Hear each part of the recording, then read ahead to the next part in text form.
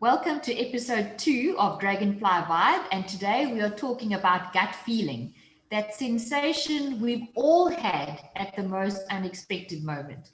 The extraordinary perception that people sometimes refer to as intuition. We're born with it, but very few people actually use it. In a world of facts, data, and algorithms, where does gut feel fit into our daily lives and our big decision making?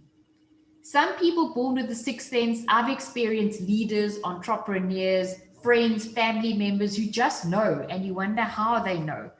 These are very unique people, and they are very hard to replace. There is no succession plan, there is no second in line. They are just special. Diane, you are one of those people who was born with a heightened sense of intuition. Tell us, what is this gut feeling all about? And when did you first stumble across it? Well, hi Roshni first. So, if I think back to the furthest point of my human existence, that's all I've known. And you've hit the nail on the head about intuition. I think intuition, gut feel, instinct are all the same. If you look at an animal, how they instinctively know things, we have that ability in all of us. We maybe not always tuned into it, or we haven't learned how to refine it. We go to the three-dimensional thought process, we go to the brain. So there are four aspects to us. We're a physical being, we have a physical body, we have an emotional body, we have a mental body. And all these aspects of us, if they are not in alignment, or if one is vibrating or at a higher frequency, it will dominate. So one has to learn how to go within again.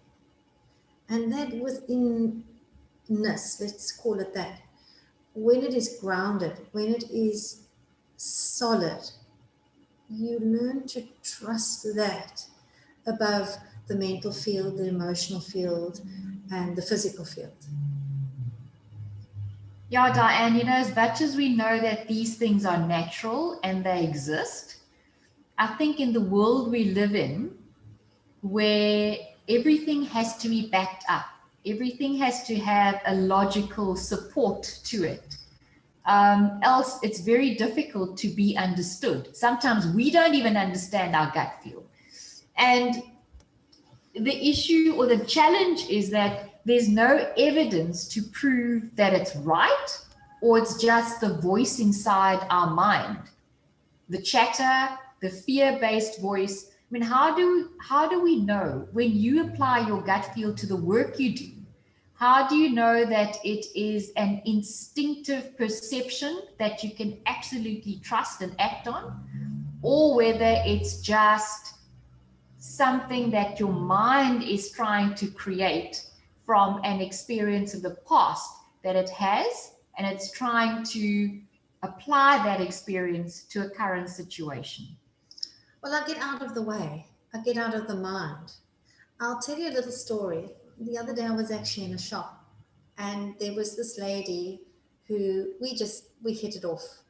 And interesting, when I walked into the shop, because we have an energy field, we have an aura, your aura can expand a few meters. So your energy is picking up things all the time. And she was the one that I picked up as warm and gentle. And when she went to the back with me, we just hit it off. So my energy had obviously picked it up. Hers had picked that up too. And we just started chatting. And she started telling me that she'd had high blood pressure and cholesterol and all these issues. And through this lockdown, she started getting quiet within herself. She stopped all the mental clutter and questioned all the doctors and the medication that she'd been receiving and taking all these years. And she said she started listening to what her internal world was telling her. Her body was telling her to eat that and leave that alone.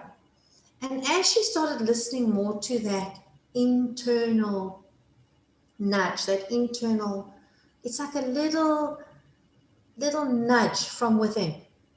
She said she started feeling better. And after about 3 months, her blood pressure had come down, her cholesterol had come down. She said she'd stopped all her medication. So she had learned, and this is what she told me, she said she had learned that being busy every day and being in the mind every day, she didn't have the chance to connect to this. So it's about a balance to find those quiet moments so we actually get out of the head. Remember, your thought, your mental field is designed for one thing: to find a problem, and then once it's got the problem, to find a solution. So it is designed that way. It needs to have things happening all the time because it needs solutions. And if you don't direct your mind in what you want it to think, in what direction you want it to think, it's going to run away like a train. And one has to learn how to quieten that down so that one can go internally. It's the spaces in between the thinking that we are looking for that allows that. Yeah, Diane, what you're saying resonates quite strongly. So the last year for me has been exceptionally intense, and I'm the type of person, the more uncertain things become, the more creative my mind gets as to trying to find a solution or find the gaps in what other people are not seeing. However, what we've also found in the last year, particularly in the type of work I do, is that there is so much information. One's got to be aware of so many pieces of facts and data and listen to the opinions, that more and more I'm finding less and less time for those quiet spaces.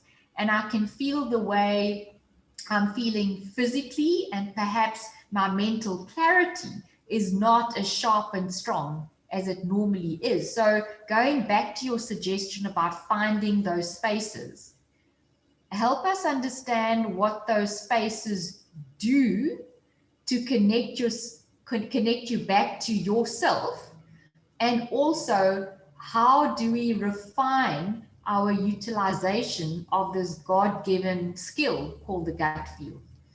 Okay, so if you understand yourself as 4 separate aspects, it makes it a little bit easier, okay, because people will say me, self. But if you know you've got a mental field, okay, and you know its function, and you know that it can run off and it feeds on information.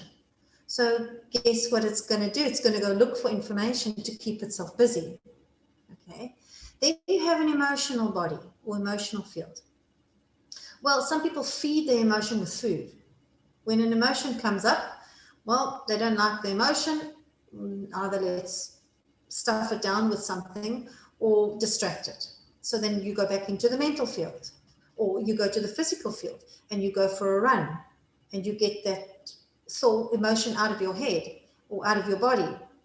So when you understand that the 4 aspects of yourself, the physical body will have its own desires and its own needs, and so will the spiritual. Everything comes from soul, and a thought affects an emotion, and an emotion affects your physical vehicle. So everything is impacting on everything else. If you don't see the separate entities and work on each level as, okay, this is the thought process, this is the thought field, it's busy, this is the emotional field, emotional body, this is the physical. You have to feed them all separately. So you've got to get all of them for mastery, to balance. That's possibly a really, really difficult task for anybody to achieve, because they first got to identify themselves, and you're shifting all the time, you're growing, more knowledge and information is coming through. But when you start getting to that quiet space and finding the inner you can start connecting to these different parts of yourself and say, right, and in different places and different times in your life, you will feed one more than the other. So say you're doing a degree, you will feed the mental field much more than you'll feed the physical field. You'll survive on baked beans or the basics. But the mental field is being fed all the time because you're busy doing a degree, or you've had a traumatic situation. You'll be working with and feeding the emotional body. So you've got to understand yourself as these separate aspects in one. And once you start doing that, you can start aligning them to function in a more balanced way. And what I like to suggest to people is to center themselves, ground themselves, because you'll have one of the bodies, say the physical body, really grounded, okay, but the emotional body totally unbalanced. And when you start bringing them all together, and they all require work at different times, some avoid and reject working on some of their bodies or their fields, and you're going to see them unbalanced in that. But it's to find that space, true inner caring, true inner self acknowledgement, or wanting to know who you are from within, and getting in connection with that gut, that inner guidance system. One has to bring that space, a sacred space, for yourself. And it will impact on you, your surroundings, and everybody else, because they will see that you're getting it all together in different aspects. So centering and grounding are the two key points that I suggest. Centering will be different. I feel it is a different thing to grounding. But they work hand in hand. They can work together very, very well. And once you center and ground, you will hear that inner voice louder.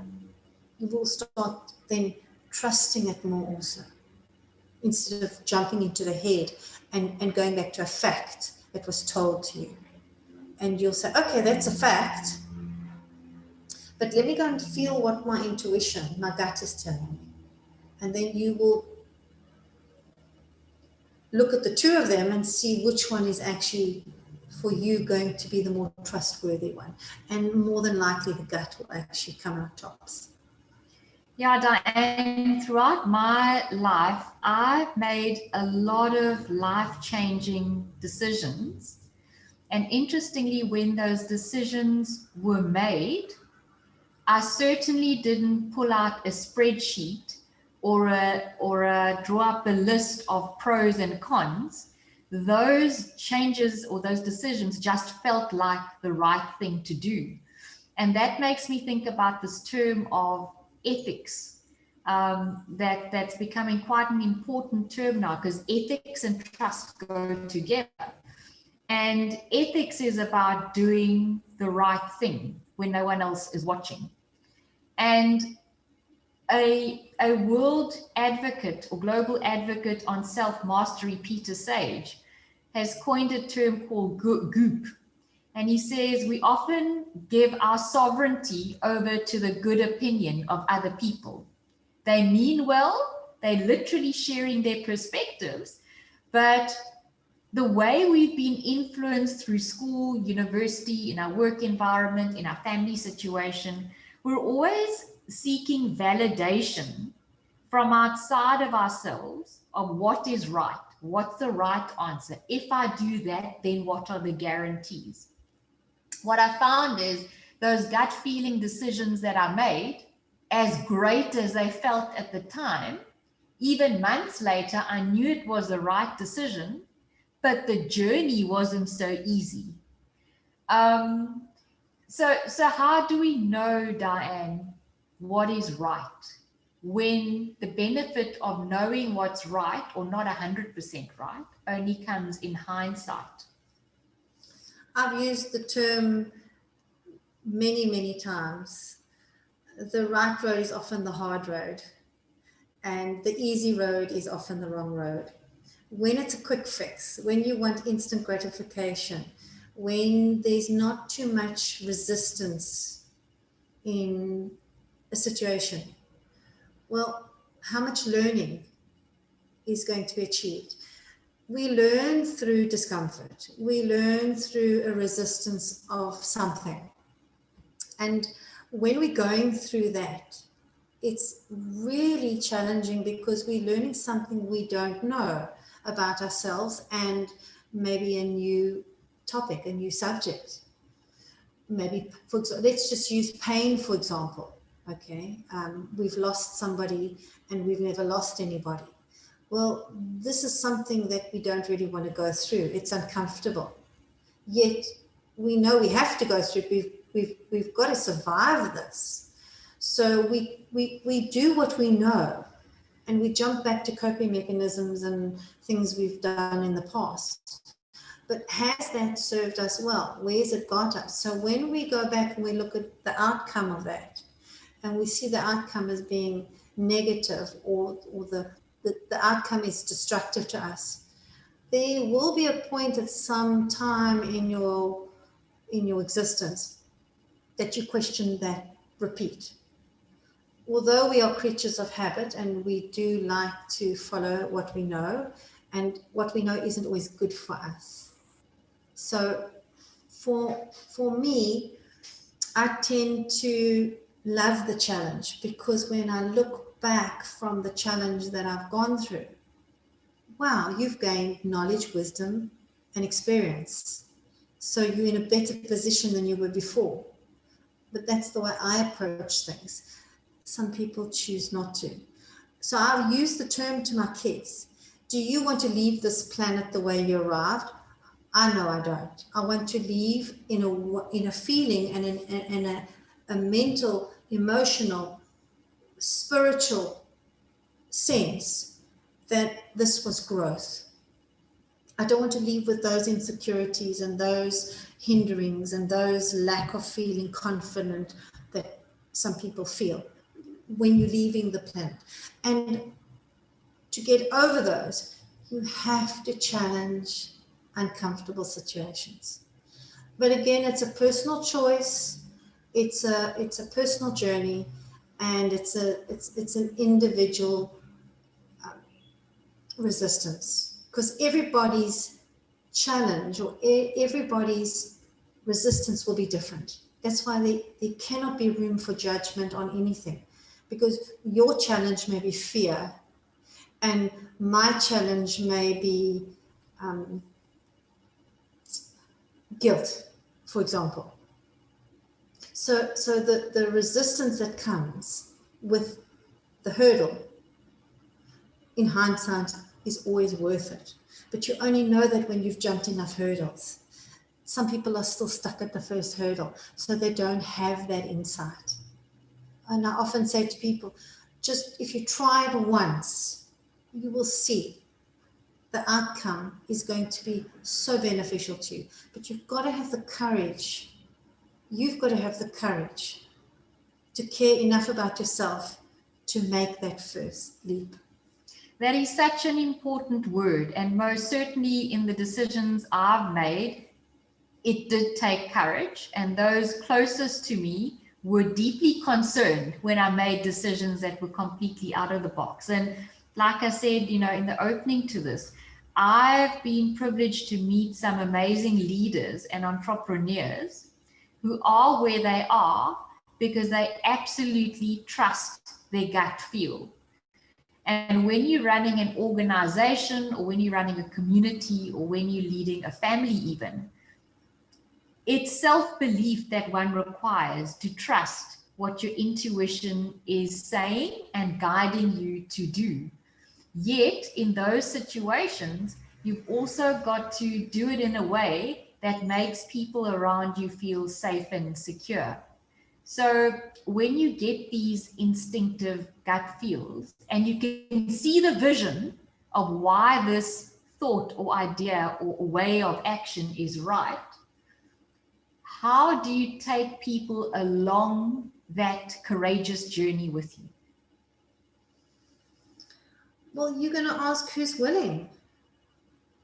If you're not willing, it's pointless trying to drag them up a hill. It's like dragging a stone. You must remember that the more challenges you put yourself through, Okay, whether they have been self-chosen, like a degree, or they have been imposed on you, like a death. The skills you learn along the way are priceless. You cannot take away something like that from somebody. So they gain skills that are theirs. And what I've seen with myself, my journey, and others, is the more that the hurdles they overcome, or the more that they challenge themselves. Sometimes they may try 3 times to get over the same hurdle, but whatever they achieve, whether it's just diligence,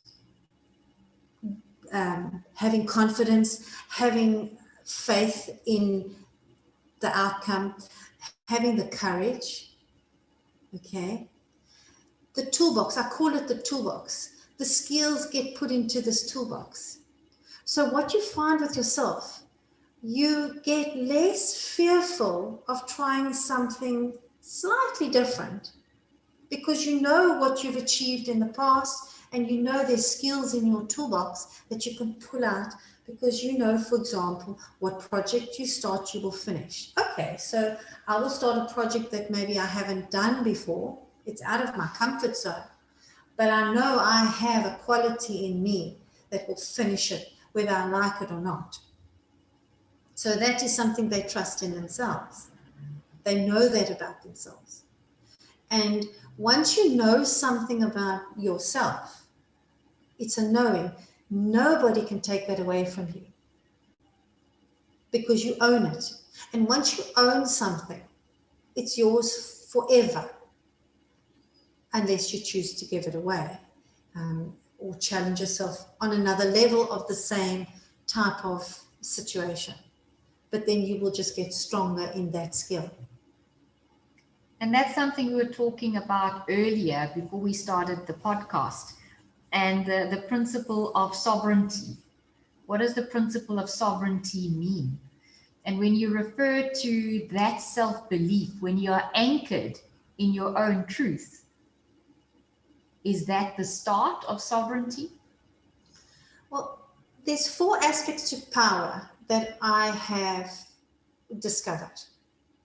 There's a 5th one I will cover briefly because it's something I don't always like to share with people because they like to go to that first, and it can be a very dangerous one. So first and foremost, most people don't know that they're powerful beings. They don't know they have a sovereignty.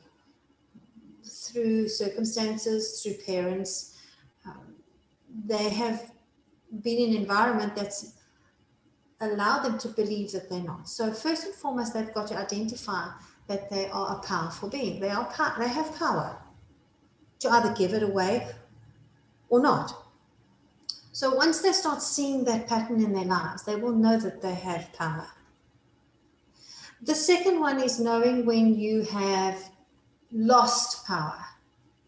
They've lost power over lifetimes, or they've lost power over an experience, okay, through someone taking it from them being too soft, so they can't say no, so they don't have a boundary, so they've lost their power. There's the third one is about knowing you've got the right to take it back. So say somebody, for example, stole money from you and you became the victim. Well, you can be the victim until you realize that you don't have to be the victim anymore. You can be the victor and actually start claiming that back for yourself. Well, I'm actually going to take you up on that. You owe me X amount. The fourth one is about learning how to hold your power. So knowing when you're losing it, knowing when you're taking it, is holding that energy, holding that power within you. So I'm choosing at this moment to, yes, agree with you, yes, surrender to you, or no, I'm not going to do that. The fifth one that I don't like to always share is the misuse of power. But once people have understood that they are powerful, they have worked with their energy and they know how to take it back, they know that they can manipulate that person, they know that they have power, well, they can misuse it and dominate somebody else. You can see that often in the business world with, quantities of money. It can be misused, okay, bribery, corruption, and so on. It can also be used on very everyday levels. Okay, pick up the phone. Oh, sweetie, I'm really tired. Will you make food? There's a manipulation of power. They know exactly how calculating they can be. So the aspect of power and knowing that you are a powerful being, that's your sovereignty. Well, what are you going to do with this now that you found out this truth? Your sovereignty is yours. If you choose to give it away, don't blame somebody else. If you choose to neglect it, don't blame somebody else. It's yours. And most people will blame somebody else why something has happened in their lives. Okay. Any situation, there's many ways to look at it. So even if you have been a victim of something, you can choose to stay in the victim environment or the victim mentality, or you can choose to become the victor over that and find a way to actually work through it, process it, heal yourself, so that you're not a victim to that anymore.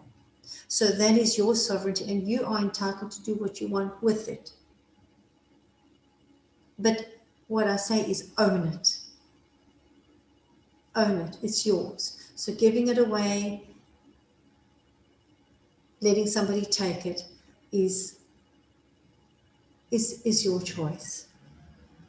Wow. So Diane, let's pack this together then. Where we are right now, the world is going through a massive reset in every aspect of our lives. And despite the news you watch or the leaders you listen to, or the literature you read, or the futurists you listen to, no one really knows what's coming in the next 10 years to 2030 and beyond. Okay, but let's focus on the next decade then. Using our gut feel, our sense of innate knowing, and respecting our sovereignty to choose what is right and not so right for us. Take us through your thoughts of how we should be approaching this new normal and how we can navigate through these big changes in a way that upholds our personal integrity, because we can remain mindful that the path that we are walking down day by day is the path that our inner intelligence is leading us through. Well, for me, what comes easily and what I ask many people is, what do you stand for?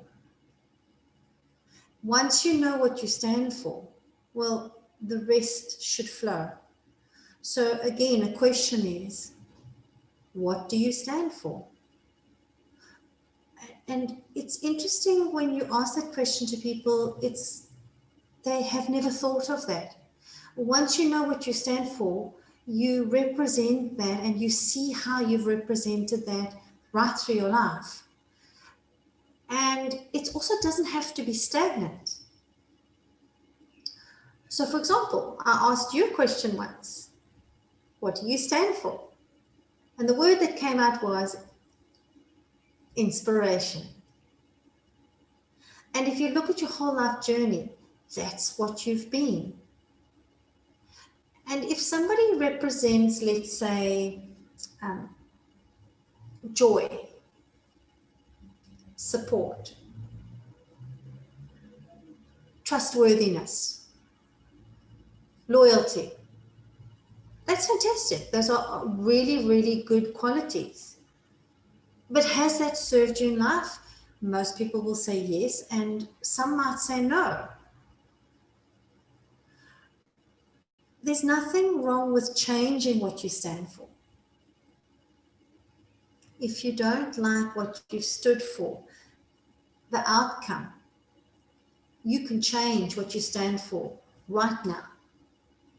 So if you stood for sadness or anger, you can choose today, well, yes, I used to stand for sadness and anger, but from today, I'm choosing to stand for joy and freedom.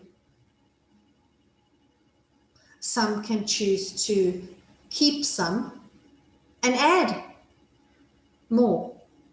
But most people haven't asked themselves that question. And that for me is an incredibly important question, because once you know what you stand for, well, you see it in everything in your life. I wrote down what I feel I stand for. And I wrote it on a pink little piece of paper and I put it in my purse. And the one day I was in the shop and I was asked to take out my ID book. And as I pulled out my ID book, there was this little pink piece of paper stuck to the front of my ID book. And I had a bit of a giggle to myself. And I read the 3 words that I'd written down. I said, well, isn't that interesting? It's now actually on my ID book. So that's actually what I stand for. And in not just on a mental, spiritual, emotional level, it's actually now manifested in the physical, because my ID now didn't say ID book, it said these 3 words. So when you hold that energy true and you know what you stand for, you will see it manifesting in every aspect of your life. Yeah, so Diane, DragonFly Vibe as a podcast was initiated because we felt that in the times that we are going through now, they're super exciting because change is coming. And it's a time to really connect with who we are through these changes. So it's a great time to rebirth ourselves and I guess our identities. In the first podcast, we spoke about emotions, reactions versus responses. And we, with our listeners, we all did the exercise of going to our journals and noting our responses versus reactions and what showed up for us. Today, we're talking about gut feel. And I'm not sure what came out in your journaling, but certainly in mine, I found that my reactions often come because of what I've read or the information that my mind's been stimulated by. But my reactions, those that are considered and processed a little bit more, the outcome is often steered by what my gut believes is the right thing to do or the right course of action for me. Of course, I corroborate that with information where possible. So we'll connect with our listeners again, let's say in about 2 weeks from now. Now that we've got this third aspect of gut feel, and it's about having the self-belief to start trusting yourself, what tools can you share with us so that we can go and practice this muscle? Well, the first exercise would be sitting down with a piece of paper and write your name on it. And when I ask people to do that exercise, I see where the name is written. That gives you a very good representation of how you feel about you, how you feel about yourself, and what is important. Then what I do is I say, all right, so now write down 3 or 4 words of what you stand for. And it gives them some depth into knowing themselves in another way. It gives them some tangible awareness, conscious awareness of why their life has flowed in the way it's flowed or resisted in the way it's resisted. Once they've done that, they can look at if they want to keep all of those aspects, if there's anything they want to shift, if there's anything they want to grow more in, those aspects and see what is missing and what they would like to have in their experience. If, for example, somebody stands for support, they're a very supportive person. They support other people, they support organizations, they're reliable, and they where people go to for support. That's a fantastic trait to have. But they may not be very happy or have had much joy. Well, how do you have joy if you're supporting the whole world, surroundings? So I would look at that and say, right, that support is fantastic, but how can you bring it more into balance, that it's functioning in your life, but you also can incorporate joy? So it's setting a boundary with, right, I'm going to be supportive to those people, or I'm going to be supportive to that point from now on, so that I can bring joy into my life.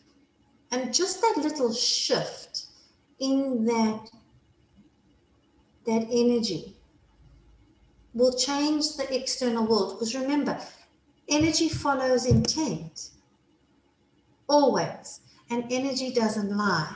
So the external world is actually just the mirror of what is really going on inside. Because we don't delve inside, we're looking externally. That is the mirror of what's happening within. And if you like what's going on the outside, fantastic. If you don't like what's going on the outside, have a look what's going on the inside. And that is what you stand for. And that's the exercise. It's a very basic, very simple exercise that people can change at any point. Why? Because it's your sovereignty. It's your power to choose whether you want to keep that aspect or let it go and embrace another one. So own your sovereignty, know what you represent and what you stand for in this world. And that is the primary starting point of embracing your sovereignty. Thanks, Diane. I'm actually quite excited to get stuck into this. It's almost like a know thyself and a conversation with that voice inside you, or with that gut feel inside of you, because I can see the benefit of this exercise, if one does this intentionally, is that when you know your own why, then you can start trusting and believing a little bit more in those voices, in those instinctive feelings, and almost perhaps starting to go with the flow a little bit more comfortably than if your mind starts getting in the way. So that's till the next time.